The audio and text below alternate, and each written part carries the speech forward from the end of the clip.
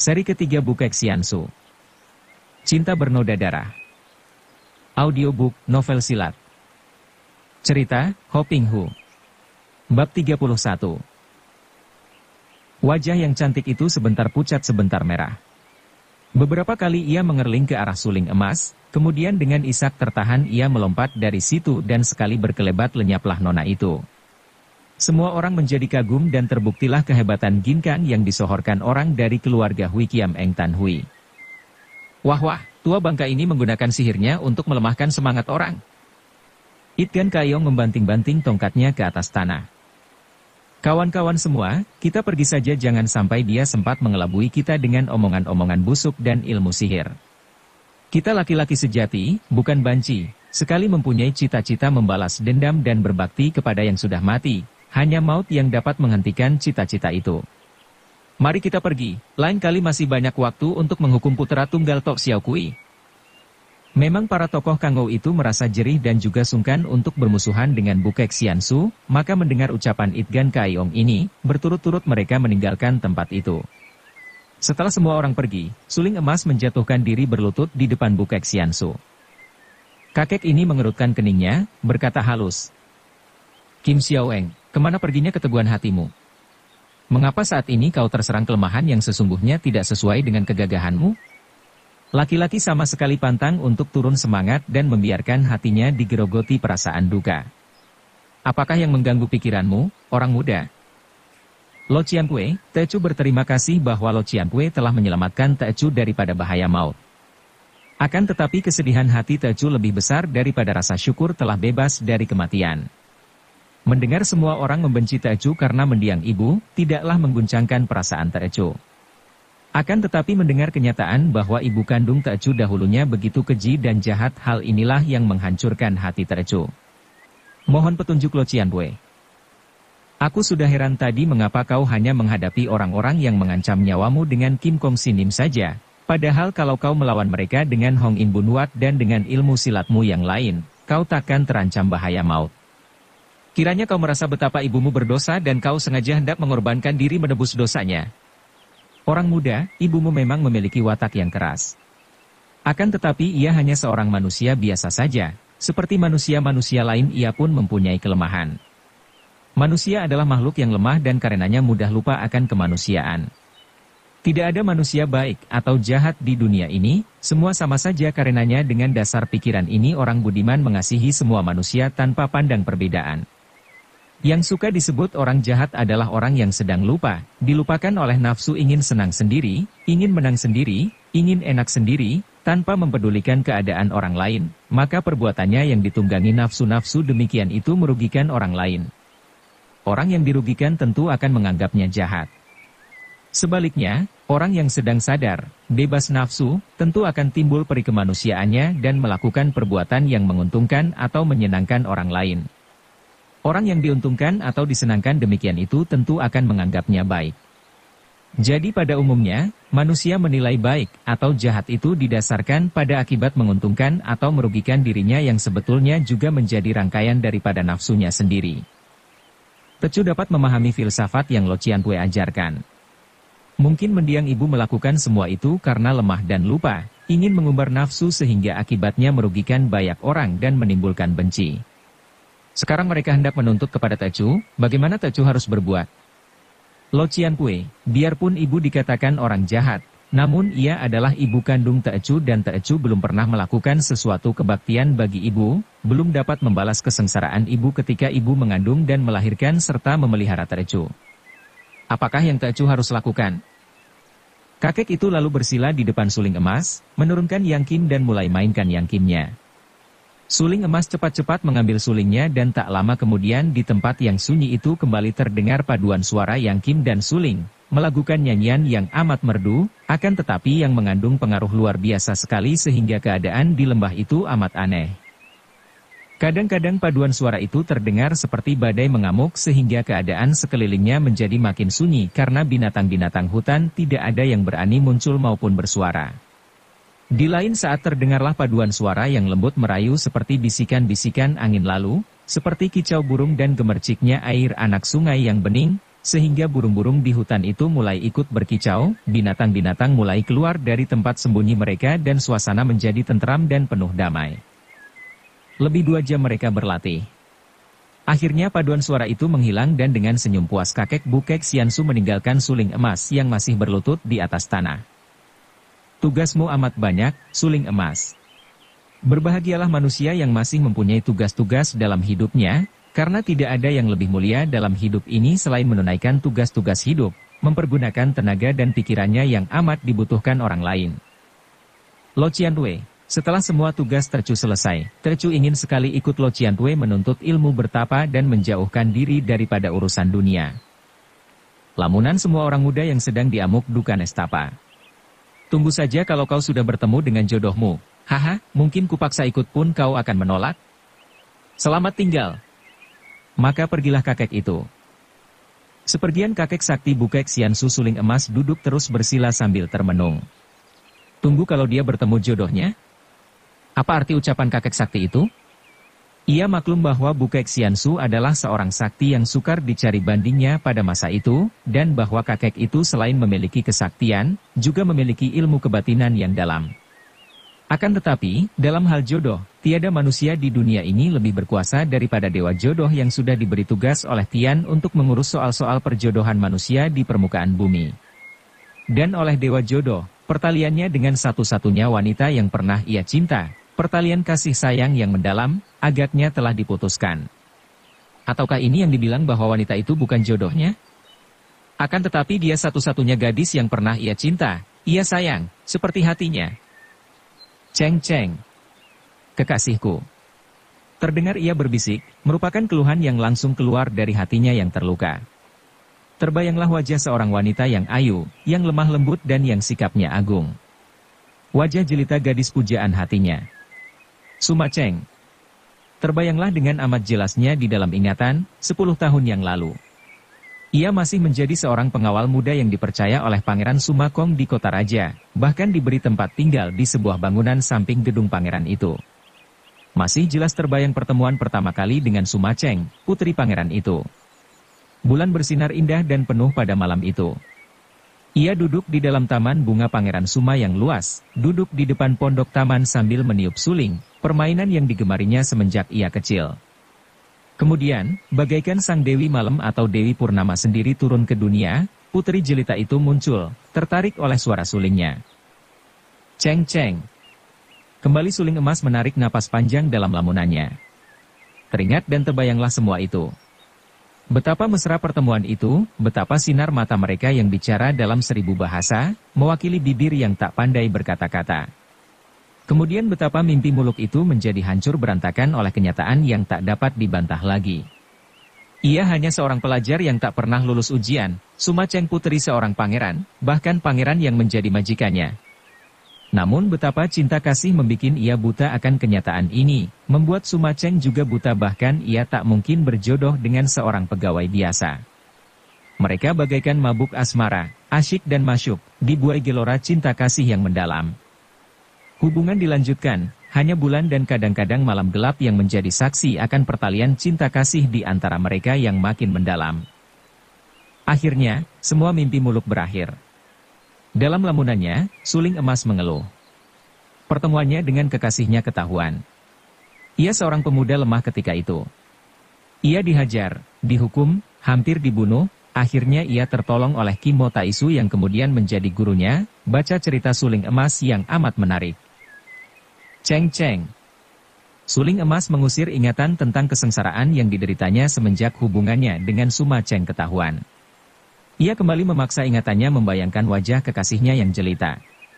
Wajah yang mirip dengan wajah Lin Lin, yang kemudian dalam lamunannya berubah perlahan-lahan menjadi wajah Lin Lin. Ia mengerutkan kening, lalu menggoyang-goyang kepalanya keras-keras sehingga bayangan itu lenyap dari pandang matanya. Suling emas bangkit berdiri, sikapnya tenang, wajahnya biasa, akan tetapi jantung di dalam dadanya seakan-akan menjeritkan nama itu berkali-kali. Ceng ceng. Ceng ceng. Jeritan yang membuat ia makin lama makin rindu kepada yang punya nama ini. Makin dipikirkan, makin perih hatinya.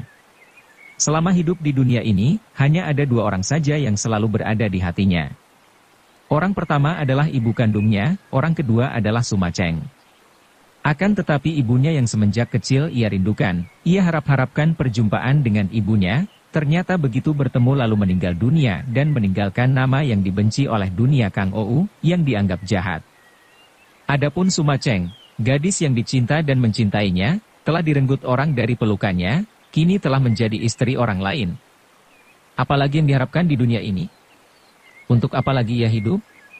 Sudah sepatutnya kalau ia ikut dengan kakek Bukek Xiansu, bertapa dan mengasingkan diri dari dunia ramai. Akan tetapi kakek sakti itu bilang bahwa kalau ia bertemu dengan jodohnya, diajak bertapa pun ia takkan mau. Semua renungan ini membuat ia merasa makin rindu kepada Cheng Cheng yang masih hidup. Andai kata ibu kandungnya masih hidup, tentu ia akan mendekati ibunya dan berusaha melupakan Sumaceng yang sudah menjadi istri orang lain. Bahkan andai kata ayahnya masih hidup, ia tentu akan mendekati ayahnya yang selama ini ia benci karena berpisah dari ibunya. Akan tetapi kedua orang tuanya sudah meninggal, hanya Sumaceng yang masih hidup. Cheng Cheng, aku harus menemuimu. Sekali lagi. Tubuhnya berkelebat cepat meninggalkan tempat itu. Tujuannya adalah kota raja di mana Sumaceng berada. Ada memang ingatan akan tugas-tugasnya berkelebat di benaknya, namun ia sengaja mengesampingkan dulu tugas-tugas ini. Setelah bertemu dengan Sumaceng, baru ia akan melaksanakan tugas-tugas itu. Merampas kembali tongkat Bengkau, mewakili ibu kandungnya ke puncak Taisan untuk menghadapi tokoh-tokoh Tian Te Liok Koai.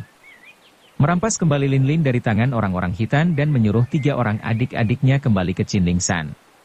Mengurus perjodohan, apabila mungkin, antara Busin dengan Liu Hui, dan tugasnya yang terakhir, seperti dipesankan oleh Bukek Xiansu, yaitu memupuk perbuatan-perbuatan bermanfaat dan baik bagi orang lain untuk mengangkat kembali nama ibu kandungnya.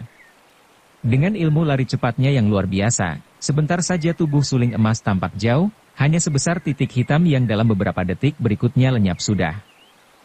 Seperti sudah menjadi sifat orang-orang kaya maupun pembesar-pembesar yang berkuasa, tentu saja ada kecualinya yaitu mereka yang tidak mabuk akan harta dan kedudukan, mereka adalah orang-orang malas yang enggan bekerja berat namun ingin mendapatkan hasil yang sebanyak mungkin. Mereka bangun siang, tidur malam-malam karena tiada hentinya mengejar kesenangan, malas dan ingin menang sendiri, ingin berkuasa saja dan enggan dikalahkan. Karena inilah agaknya, bangunan di sekitar istana yang dihuni oleh kaisar, para pangeran dan pembesar istana, amat sunyi di waktu pagi, dan baru nampak ramai dan hidup kalau matahari sudah naik tinggi. Kalau orang boleh melongok ke dalam kamar-kamar para manusia yang kebetulan dinasibkan menjadi pembesar dan penguasa itu, akan tampaklah orang-orang ini masih tidur mendengkur, bertilam kasur empuk bersutra kembang, berselimut tebal dan lunak. Para pelayan tidak ada yang berani mengeluarkan suara keras, berjalan pun berjingkat agar tidak menimbulkan gaduh. Namun pada pagi hari itu, seperti biasa pula, dalam sebuah taman bunga yang indah di belakang dan samping kiri sebuah bangunan mungil, termasuk sebuah di antara gedung-gedung dalam lingkungan istana, terdengarlah suara suling. Suling ini bunyinya cukup nyaring, akan tetapi pendek-pendek dan tidak dapat dibilang merdu, bahkan ada tanda-tanda bahwa yang meniupnya adalah seorang anak-anak. Lagunya adalah lagu kanak-kanak yang sederhana. Liongji, suka sekalikah kau meniup suling? Terdengar suara halus seorang wanita. Suara suling berhenti. Kiranya di dalam taman bunga yang indah itu, pagi-pagi sekali sewaktu penghuni gedung-gedung yang lain masih mendengkur, terdapat seorang wanita muda yang menilik pakaian dan gerak-geriknya pasti adalah seorang nyonya bangsawan.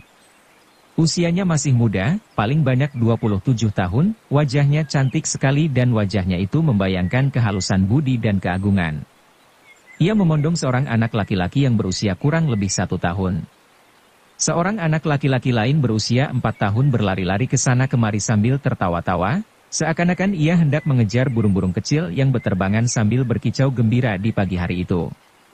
Anak yang menyuling adalah seorang anak laki-laki pula, usianya 9-10 tahun. Anak ini duduk di atas sebuah bangku dan asyik memegang sebatang suling bambu yang tadi ditiupnya. Mendengar pertanyaan wanita tadi, ia berhenti meniup dan menjawab. Sejenak wajah cantik itu termenung, kemudian memaksa keluar sebuah senyum sambil berkata, "Aku akan suruh mencarikan seorang guru suling untuk mengajarmu, Liongji. Maukah kau belajar meniup suling?" Anak itu mengangguk-angguk gembira, lalu meniup lagi sejadi-jadinya. Ibunya memandang dengan penuh perhatian, jantungnya serasa tertikam yang membuatnya terharu, komat-kamit mengeluarkan kalimat yang hanya ia dengar sendiri. Serupa benar. Akan tetapi ia segera dapat menguasai hatinya lagi sambil tersenyum-senyum geli melihat puteranya yang kedua berusaha mengejar burung-burung di udara dan membuat gerakan menangkap. Sanji, hati-hati jangan lari-lari, nanti jatuh. Bu, aku ingin bisa terbang seperti burung. Anak kedua itu berseru gembira dengan suara pelau dan lucu, kemudian membuat gerakan dengan kedua lengannya, digerakkan seperti sepasang sayap burung, mulutnya menirukan bunyi burung bercuat-cuit. Si ibu gembira melihat anak-anaknya sehat-sehat, lalu diciumnya muka puteranya yang ketiga, yang tertawa-tawa gembira. Pagi yang gembira, sehat dan menyegarkan jiwa raga, akan tetapi yang juga membangkitkan kenang-kenangan lama. Hal ini dapat dilihat dari wajah cantik ibu muda ini, sebentar ia bergembira terpengaruh oleh 3 orang anaknya, sebentar lagi ia termenung seperti ingat akan sesuatu yang membangkitkan kenang-kenangan yang berkesan. Anak yang dipanggil Liong itu sudah bersuling lagi, dengan amat tekun dan sungguh-sungguh ia meniup dan berganti-ganti menutupi lubang-lubang suling dengan jari-jari tangannya yang kecil. Ceng-ceng.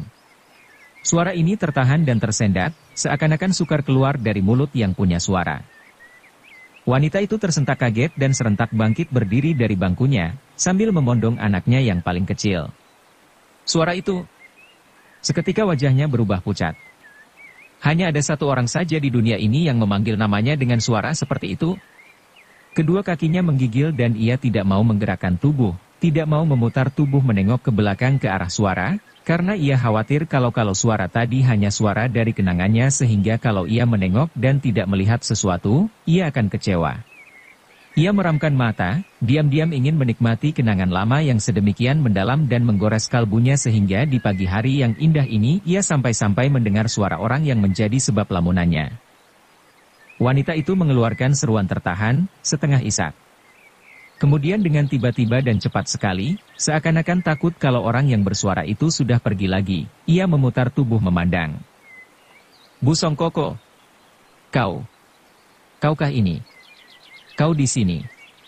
Ia melangkah maju 2 tindak, kemudian pandang matanya yang tadi melekat pada wajah laki-laki itu kini menurun, berhenti pada dada di mana terdapat gambar sebatang suling dari benang emas. Koko. Kau suling emas. 2 pasang mata bertemu pandang, 2 sinar mata saling belit, saling dekap, saling cumbu dan saling menampakkan rasa rindu berahi yang ditahan-tahan selama 10 tahun. Wanita itu memandang dengan mulut agak terbuka, terengah-engah dan dari sepasang matanya yang bening itu bertitik butiran-butiran air mata seperti mutiara. Keduanya mempunyai hasrat yang sama, ingin lari maju dan saling rangkul, namun keduanya menahan gelora hati ini sekuat tenaga.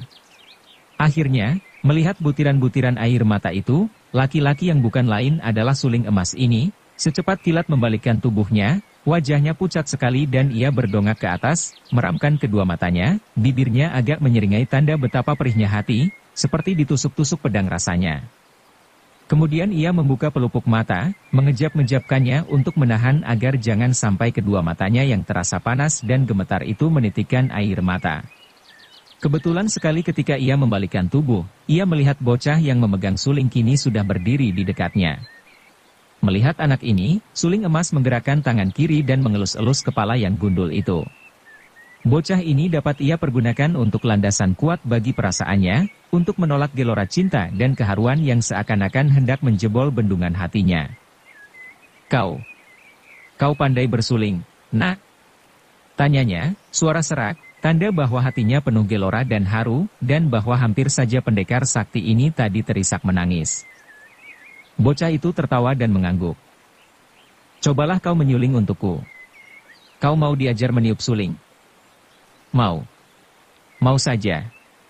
Ibu tadi bilang hendak memanggil guru suling. Apakah kau ini gurunya, Paman? Suling emas tersenyum dan mengangguk. Anak itu lalu meniup lagi sulingnya. Suling emas mendengar isak tertahan di belakangnya, lalu disusul suara yang pilu dan gemetar, penuh perasaan. Kau datang. Apakah kehendakmu, Koko?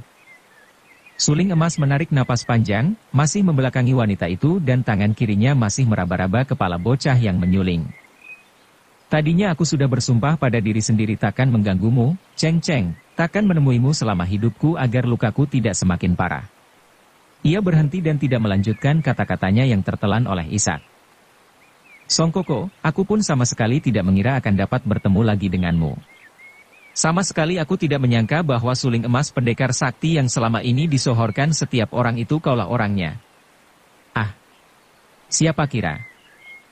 Dalam kalimat terakhir ini terdengar keluhan dari hati yang merasa amat menyesal. Suling emas memutar tubuhnya. Kembali mereka berpandangan, akan tetapi kali ini mereka sudah kuat menahan. Untuk sejenak keduanya memandang penuh selidik, untuk mengetahui keadaan masing-masing, memandang sinar mata, memandang keadaan tubuh, kurus gemuknya, dan keduanya makin menduga-duga. Beruntunglah ia tanpa aku? Demikian agaknya pertanyaan yang terkandung di hati masing-masing. Song Koko, aku mendengar bahwa suling emas belum berumah tangga. Apakah? Betulkah ini? Apakah kau belum juga menikah? Song Koko. Mengapa begitu? Apakah kau belum juga dapat melupakan aku? Melupakan engkau? Ah, Cheng Cheng, aku melupakan engkau? Bagaimana mungkin itu? Sudah kucoba-coba, sudah kupaksa-paksa hati ini, namun buktinya sekarang aku berada di sini. Agak keras dan kasar kata-kata ini dan sepasang mata pendekar itu memandang tajam, bagaikan menusuk-nusuk, membuat nyonya muda itu tertunduk. Dunia serasa makin sempit bagiku, Cheng Cheng. Tadinya masih ada harapanku sembuh oleh ibuku, akan tetapi ibu meninggal. Aku meraba-raba bagaikan orang buta dalam gelap, tak tahu harus kemana. Betapa aku tak dapat melupakan engkau, Cheng Cheng. Karena itulah aku datang. Untuk melihat wajahmu lagi, aku. Tak tahan aku akan rindu. Song Koko. Wanita itu yang bernama Suma Cheng dan kini adalah nyonya seorang pangeran, yaitu Pangeran Qiang, menjerit kecil. Jangan begitu, Koko. Aku sudah menjadi ibu dari 3 orang anak. Kau lihat mereka ini.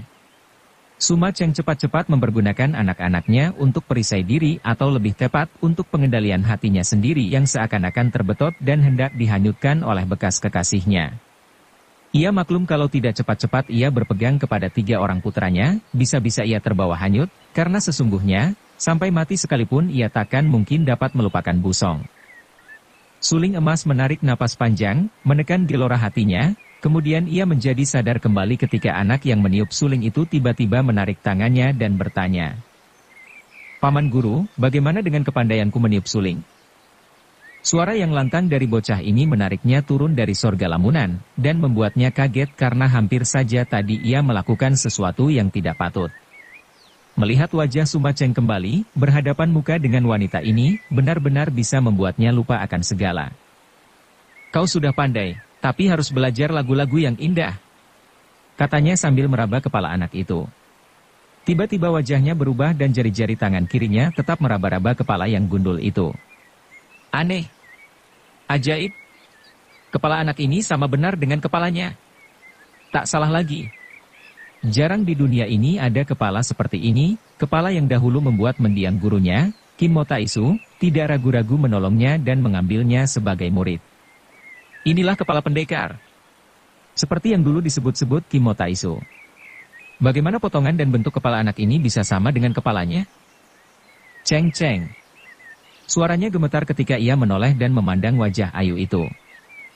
Suma Cheng tidak menjawab, hanya menjawab dengan pandang mata penuh pertanyaan. Anak ini. Dia putra sulungmu? Suma Cheng mengangguk dan gerakan ini membuat 2 titik air mata yang tadi bergantung pada bulu matanya runtuh ke bawah, menimpa pipinya. Dia ini. Tiba-tiba suling emas berjongkok di depan anak itu, menatap wajah anak itu penuh perhatian, meraba kepala, meraba alis mata anak itu yang hitam tebal, seperti alis matanya. Hidung dan mata anak itu seperti hidung dan mata Suma Cheng, akan tetapi mulut itu, alis itu, kepala itu. Serentak ia bangkit berdiri lagi, malah kini melangkah maju sehingga ia hanya berdiri dalam jarak 3 langkah dari Suma Cheng. Dia itu. Suaranya serak dan lirih, dia itu. Tak kuasa ia melanjutkan kata-katanya, tercekik di lehernya. Kini Suma Cheng menangis. Air matanya bercucuran dan ia mengangguk-angguk. Melihat ibunya menangis, anak kecil yang dipondongnya juga ikut menangis. Cepat-cepat hal ini menahan air mata Sumaceng dan ia mendekap anaknya, mengusapkan mukanya yang basah air mata pada pipi dan baju anak itu. Anaknya terdiam dan agaknya gangguan ini malah meredakan gelora hatinya. Betul, Songkoko, dia. Dia anak kita. Ya Tuhan. Dan kau diam saja. Aku tidak tahu akan hal itu sebelum aku menikah dengan suamiku. Andai kata aku tahu sekalipun, apa yang dapat kulakukan, Songkoko? Kau sendiri pun tak berdaya apa-apa. Andai kata kau dulu selihai sekarang. Ah, untuk apa kita melamunkan yang bukan-bukan? Andai kata aku tahu bahwa pertemuan di malam terakhir itu. Ah, andai kata aku tahu kau meninggalkan anak ini padaku, apakah yang akan dapat kulakukan? Menolak kehendak ayah dan kakak tak mungkin, paling-paling aku hanya dapat membunuh diri. Ceng, kau maafkan aku. Memang kau tak bersalah. Akan tetapi, anak ini dia anakku. Dia harus ikut denganku. Tidak Songkoko. Apakah kau ingin menyiksa anak itu dan menyiksa diriku pula? Kurang hebatkah penderitaan batinku selama ini? Songkoko, demi kebaikan kita berdua, lebih baik kalau kau melupakan aku. Anggap saja kekasihmu Ceng ini sudah mati, dan kau kawinlah dengan gadis lain, berbahagialah, aku memuji siang malam, Koko. Ceng, kau tetap berbudi, kau tetap jelita, kau tetap pujaan hatiku. Hampir tak kuat suling emas, ingin ia memeluk wanita itu, ingin memondongnya, ingin menghiburnya. Namun pandang mata wanita itu kini tidaklah seperti dahulu. Memang, ada perubahan pada diri Ceng-Cengnya, kekasihnya.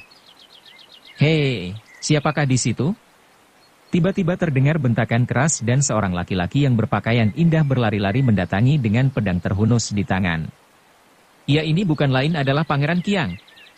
Ketika ia melihat suling emas, wajahnya berubah, pandang matanya dingin dan sikapnya mengancam ketika ia menghampiri Sumaceng.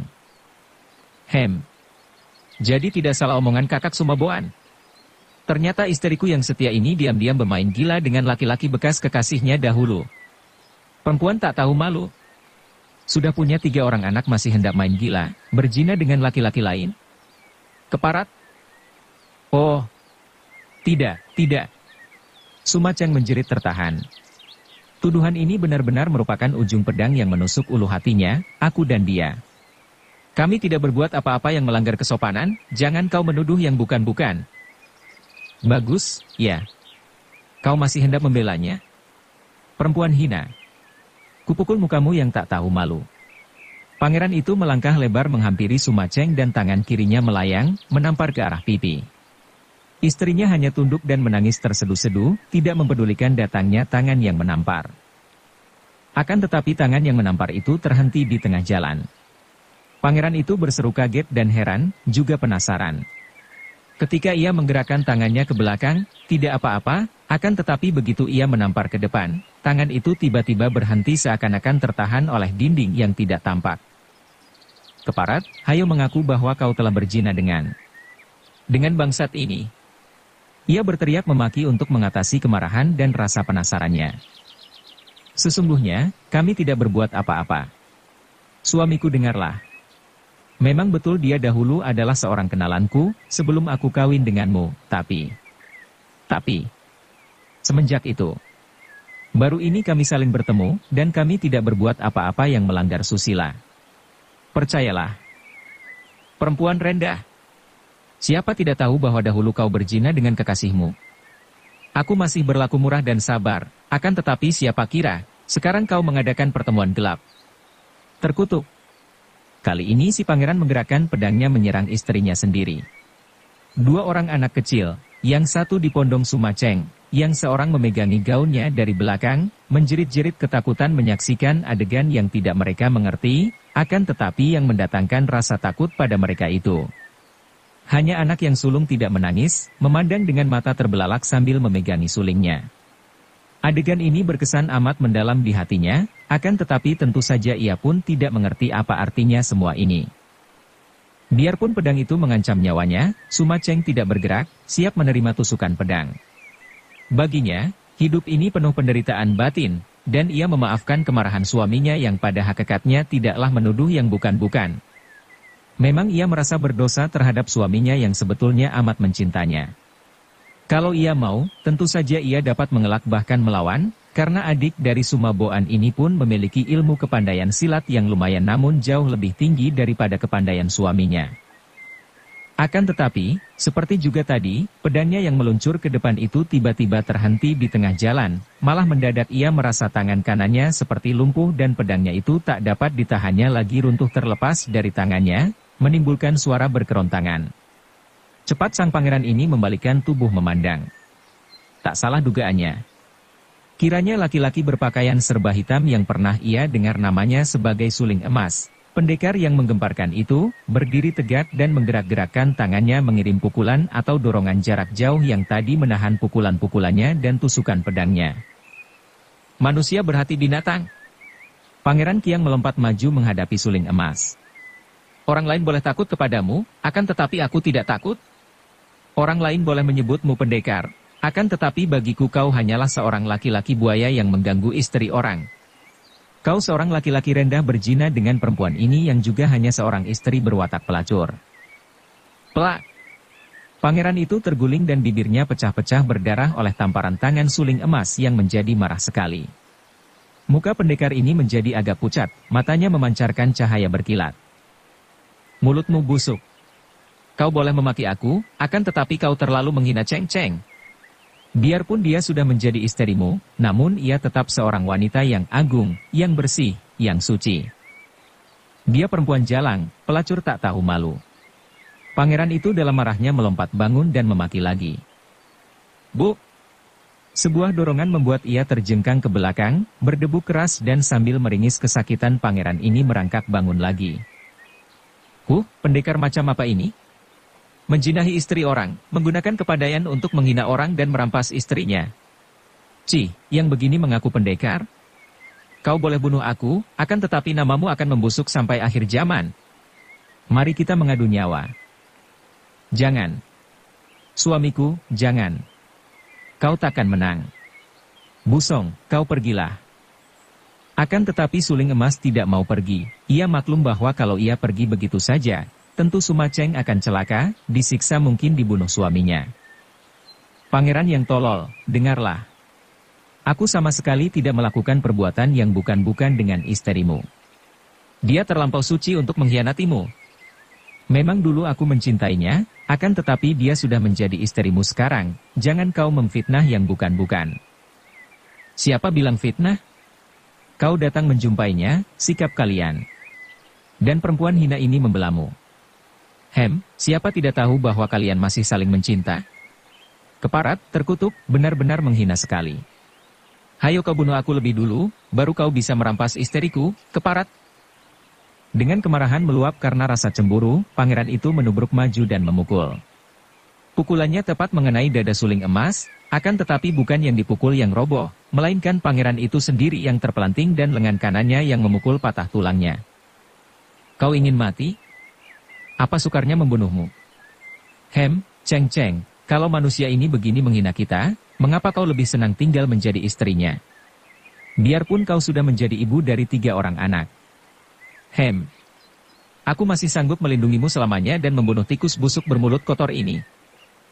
Pada saat itu, Pangeran Kiang sudah berdiri lagi dan menyerang dengan tangan kiri. Biarpun rasa nyeri hampir membuat ia pingsan, namun panasnya hati membuat ia sanggup menahan dan terus menerjang lagi. Kaki Suling Emas bergerak dan sebuah tendangan membuat pangeran itu terlempar sampai 4 meter jauhnya. Namun kembali ia merangkak bangun untuk menjadi roboh kembali di lain detik oleh tamparan tangan Suling Emas yang kelihatannya sudah marah sekali. Kau ingin mampus, ya? Nih, terima. Dan ini. Kalau kau tak mau berlutut minta ampun kepada istrimu, mencabut semua kata-katamu yang kotor, demi Tuhan, kubunuh benar-benar engkau. Suling Emas menghajar terus sampai pangeran itu babak belur, mukanya berdarah dan bengkak-bengkak. Tahan. Kau berani memukuli suamiku seperti ini? Laki-laki kejam. Kau boleh bunuh dia melalui mayatku. Tiba-tiba Sumaceng yang sudah menurunkan anaknya dari pondongan dan telah memungut pedang suaminya, menerjang maju bagaikan seekor harimau betina. Pedangnya menusuk ke arah dada suling emas. Ceng ceng. Suling emas terbelalak heran dan kaget. Cep. Ujung pedang itu menusuk dadanya. Untung ia dapat mengatasi heran dan kagetnya lalu cepat mengerahkan tenaga sehingga pedang yang sudah menancap itu tidak maju terus, menancap dan meleset ke atas sehingga pedang itu menancap dan menembus daging dan kulit dada dan pundak, akan tetapi tidak memasuki rongga dada. Karena pengerahan sinkang dari suling emas hebat dan kuat sekali, Suma Cheng merasakan telapak tangannya panas dan lumpuh sehingga pedang itu dilepasnya dan masih menancap pada dada suling emas. Berani kau hendak membunuh suamiku? Ah, dia suamiku, ayah anak-anakku, aku akan membelanya dengan nyawa. Suma Cheng berseru lagi dan kembali menerjang dengan pukulan-pukulan dahsyat. Ceng ceng, ah. Dengan jantung serasa ditarik-tarik suling emas berkelebat dan lenyap dari tempat itu. Suma Cheng menubruk suaminya, merangkul dan menangis. Pangeran Qian yang mukanya bengkak-bengkak itu tersenyum. Isteriku. Akhirnya aku mendapat bukti nyata. Kau memang mencinta aku seorang? Hahaha, tidak sia-sia pengorbananku, tidak sia-sia pembelaanku, kau isteriku yang setia. Maafkan semua tuduhanku tadi. Diamlah. Diamlah. Kau terluka. Tentu saja aku istrimu dan setia kepadamu. Suma Cheng mengusap air matanya dan mengerling ke arah perginya suling emas, hatinya mengeluh penuh rasa nelangsa. Memang sebaiknya begini, pikirnya. Hanya itulah jalan satu-satunya untuk mengusir suling emas, untuk mencegah suaminya cemburu dan mungkin sekali untuk mengobati hati kekasihnya yang terluka. Kalau melihat dia bersedia dan mencinta suaminya, mungkin suling emas akan lebih mudah untuk melupakannya. Dengan muka pucat ia lalu membantu suaminya meninggalkan taman, sedangkan anak-anaknya segera dipondong oleh pelayan-pelayan yang datang dengan muka ketakutan. Adapun suling emas melarikan diri dengan pengerahan tenaga sekuatnya sehingga tubuhnya tak tampak, hanya bayangannya saja berkelebatan dan dalam waktu sebentar saja ia sudah keluar dari kota raja, terus ia berlari seperti orang gila, masuk keluar hutan. Menjelang tengah hari, setelah berlari-larian berjam-jam lamanya, akhirnya ia menjatuhkan dirinya di bawah sebatang pohon besar dalam sebuah hutan. Ia jatuh tertelungkup di atas rumput, tak bergerak, kedua tangannya menutupi mukanya. Hanya terdengar ia mengeluh dan mengerang perlahan seperti orang menderita nyeri yang amat sangat. Darah masih membasahi bajunya, darah yang keluar dari luka di dada dan pundaknya. Pedang yang tadi menancap kini tidak tampak lagi. Luka-luka inikah yang membuat dia mengerang? Tak mungkin. Luka itu hanyalah luka daging dan kulit belaka, dan bagi seorang pendekar sakti seperti suling emas, luka macam itu tidaklah ada artinya. Namun luka yang berada di dalam rongga dadanya, luka pada hatinya itulah yang amat sakit rasanya.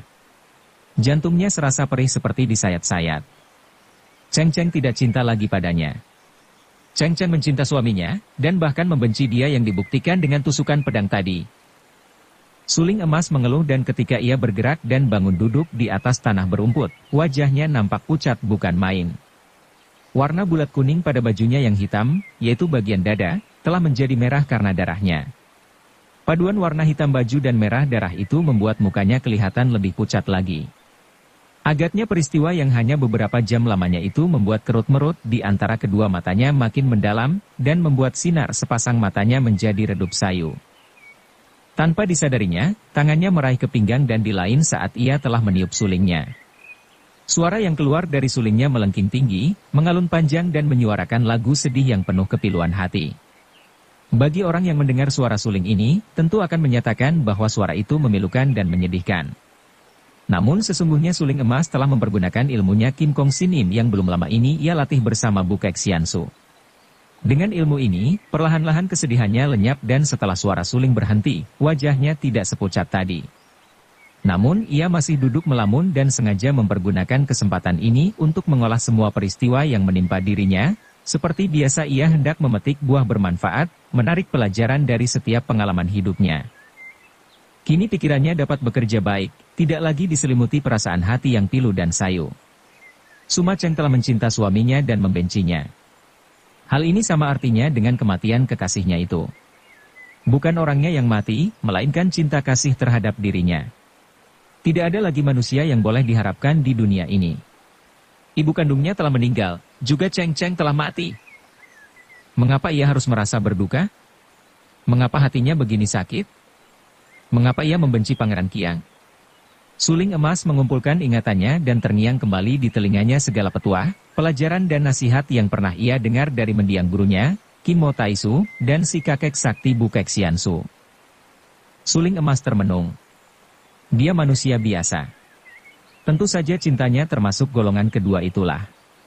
Ia mencinta Cheng Cheng karena wanita itu jelita, karena kehalusan budinya, karena keramahannya, karena kecocokan hatinya dan karena agaknya lebih daripada itu karena dahulu membalas cintanya. Sekarang wanita itu sudah menjadi istri orang lain, sudah mengalihkan cinta kasihnya kepada suaminya itu, mengapa ia harus bersikeras melanjutkan cinta kasihnya? Bukankah itu akan sia-sia belaka? Menyiksa diri sendiri dan menyiksa Cheng Cheng, merusak pula hati Pangeran Kiang. Ia harus melupakan Cheng Cheng. Tapi anak laki-laki itu, putra sulung Suma Cheng adalah anaknya. Kembali Suling Emas merenung, gelisah dan bingung. Tentu saja mudah baginya, menggunakan kepandaiannya, untuk merampas bocah itu. Akan tetapi apa artinya? Apa gunanya? Bocah itu belum tentu berbahagia bersamanya dan Cheng Cheng tentu akan hancur hatinya. Pangeran Kiang yang agaknya tidak menduga akan hal itu tentu akan sakit hati kepadanya. Akibatnya hanya merugikan semua pihak. Aku harus melupakan dia.